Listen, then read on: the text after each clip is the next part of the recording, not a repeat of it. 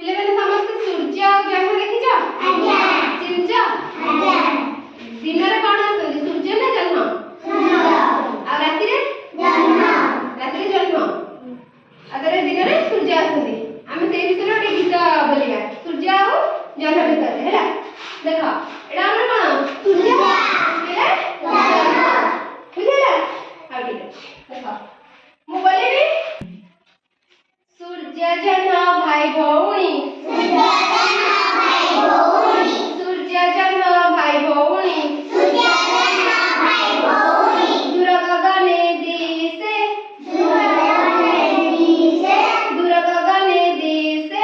ଦୂର ଗଗନେ ଦିଶେ। ରାତି ପାହିଲେ ସୂର୍ଯ୍ୟ ଆସେ। ରାତି ପାହିଲେ ସୂର୍ଯ୍ୟ ଆସେ।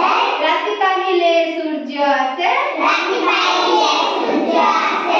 ରାତିରେ ଜହ୍ନ ଦିଶେ। ରାତି ପାହିଲେ ସୂର୍ଯ୍ୟ ଆସେ। ରାତି ପାହିଲେ ସୂର୍ଯ୍ୟ ଆସେ। ରାତି ପାହିଲେ ସୂର୍ଯ୍ୟ ଆସେ।